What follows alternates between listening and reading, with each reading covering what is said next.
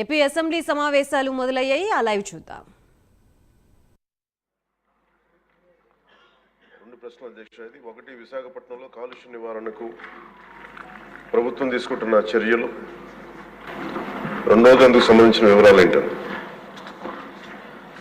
విశాఖపట్నం ఆంధ్రప్రదేశ్ ఈశాన్య తీరంలో యారాడు కొండలు, సింహాచలం కొండలు, మరియు కైలాసగిరి కొండల మధ్యలో ఉంది. దాని స్థలాకృతి లక్షణం కారణంగా దీన్ని తరచుగా బౌల్ ఏరియా అని పిలుస్తారు.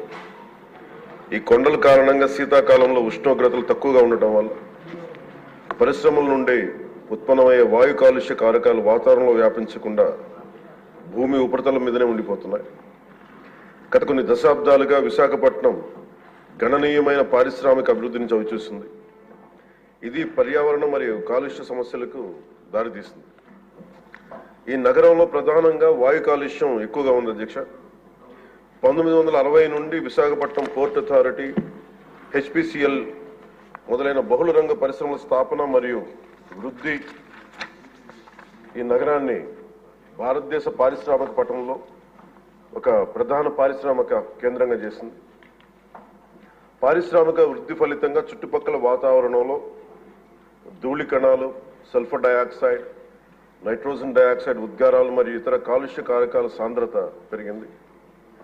పరిశ్రమలు, ఇతర రంగాల నుంచి వెలువడే కాలుష్యాన్ని నియంత్రించేందుకు ఆంధ్రప్రదేశ్ కాలుష్య నియంత్రణ మండలి అనేక కార్యక్రమాలు, సమర్థవంతమైన చర్యలు చేపట్టి ఎప్పటికప్పుడు కార్యాచరణ ప్రణాళికలను రూపొందిస్తున్నది. ఏపీపీసీబీ యొక్క చొరవ నగరాన్ని సల్ఫర్ డయాక్సైడ్ మరియు నైట్రోజన్ డయాక్సైడ్ కాలుష్యం నుండి విముక్తి చేసింది.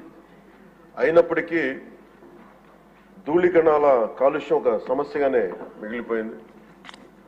2009 సంవత్సరంలో కేంద్ర కాలుష్య నియంత్రణ మండలి సిపిసిబి విశాఖ నగరానికి సంబంధించి సమగ్ర పర్యావరణ కాలుష్య సూచిక సెపి స్కోరును 70.82గా లెక్కించి ఉండవలసిన ప్రమాణం 60 కంటే ఎక్కువగా ఉండడం వలన విశాఖపట్నంను తీవ్ర కాలుష్యం ఉన్న ప్రాంతంగా గుర్తించింది. కేంద్ర పర్యావరణ మరియు అటవీ మంత్రిత్వ శాఖ 13/1/2010 విశాఖపట్నం బౌల్ ఏరియాలో పరిశ్రమల స్థాపనకు మరియు విస్తరణకు మారిటోరియం విధించింది. ఇందువలన ఆంధ్రప్రదేశ్ కాలుష్య నియంత్రణ మండలి పరిశ్రమలు మరియు ఇతర భాగస్వాముల సమన్వయంతో బౌల్ ఏరియాలో ఉన్న పరిశ్రమలకు జాతీయ ప్రమాణాల కంటే ఎక్కువ కఠినమైన ఉద్గార ప్రమాణాలను, ఎమిషన్ స్టాండర్డ్స్ ను నిర్దేశించింది. ఉదాహరణకు పార్టికులేట్ మ్యాటర్ PM10 యొక్క గాఢత అంటే మిల్లీగ్రామ్ పర్ మెట్రిక్ క్యూబ్, దాదాపు 50 మిల్లీగ్రామ్ పర్ మెట్రిక్ క్యూబ్ గా జాతీయ ప్రమాణం 150 మిల్లీగ్రామ్ పర్ మెట్రిక్ క్యూబ్ కంటే గాను SO2 లెవెల్ 5 mg,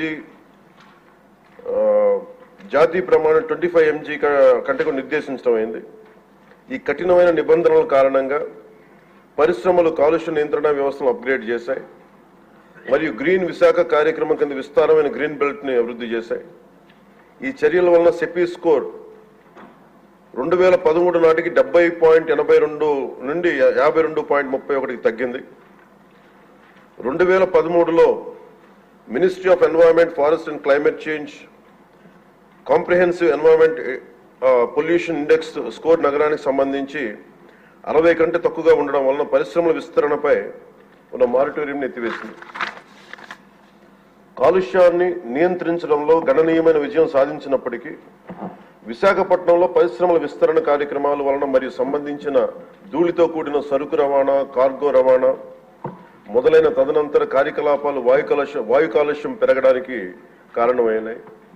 నగరంలో పార్టికులేట్ మ్యాటర్ అంటే ముఖ్యంగా అది కణ కాలుష్యం, దుమ్ము, ధూళి, మసి, పొగ ఈ లెవెల్స్ జాతీయ ప్రమాణాలు 60 మిల్లీగ్రాములు మించినందున వాయు నాణ్యత మెరుగుదల అవసరమని ఆంధ్రప్రదేశ్లోని మరో 12 నగరాలతో పాటు విశాఖపట్నంను నాన్ అటైన్మెంట్ సిటీలుగా సిపిసిబి గుర్తించింది.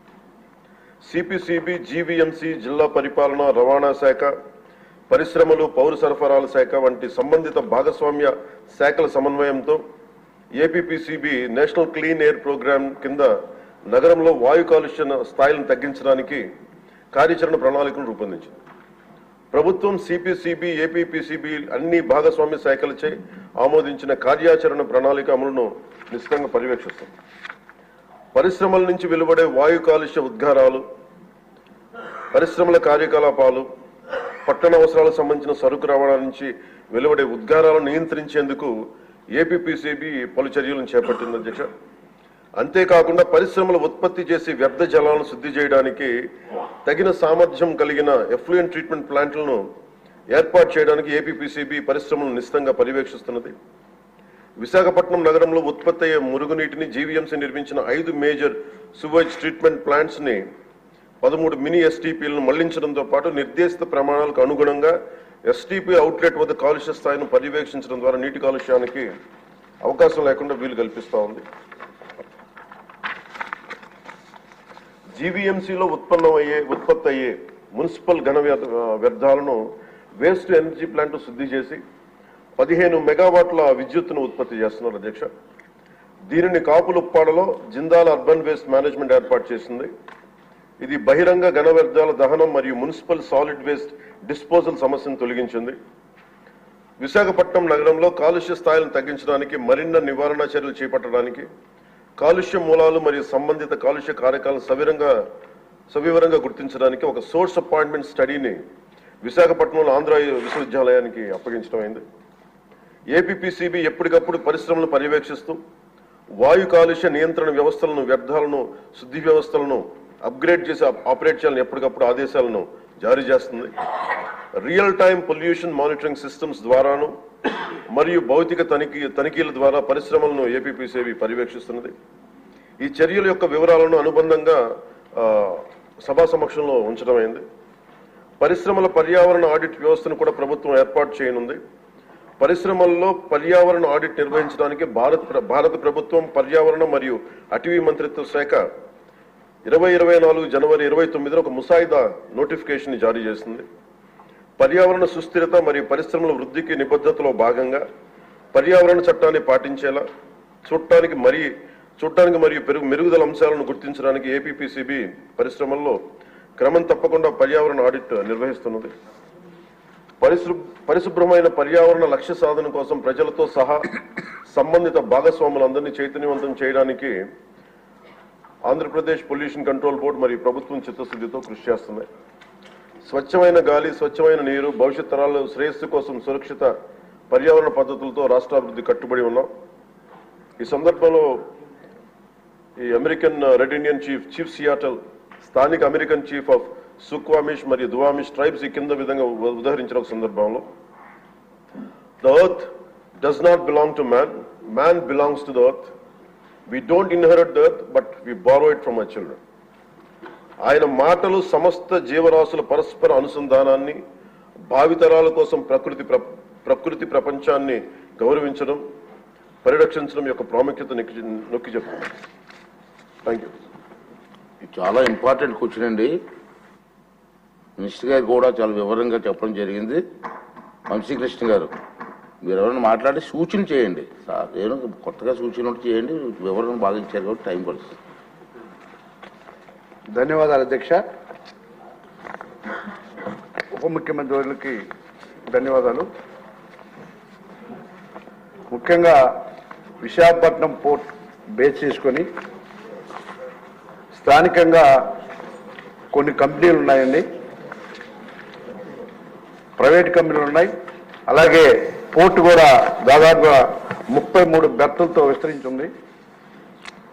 మరి దాన్ని బేస్ చేసుకొని హెచ్పిసిఎల్, ఎస్ఆర్ ప్రజెంట్ ఆర్సెల్ మెటల్ తీసుకున్నారు.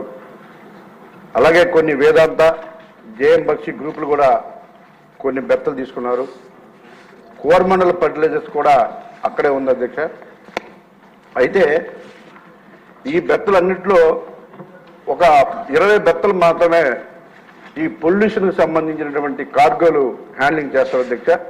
మిగిలినవన్నీ కూడా క్రూడ్ ఆయిల్స్, ఎల్పిజి ఉన్నాయి అధ్యక్ష.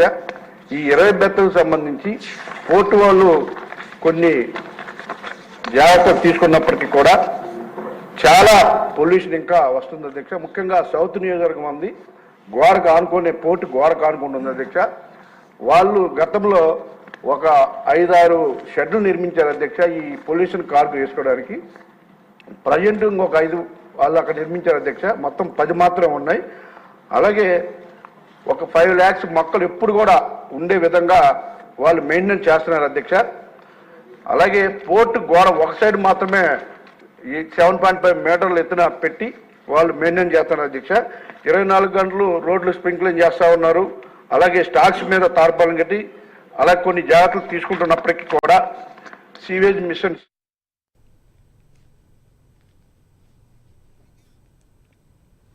తెలంగాణ అసెంబ్లీ సమావేశాలు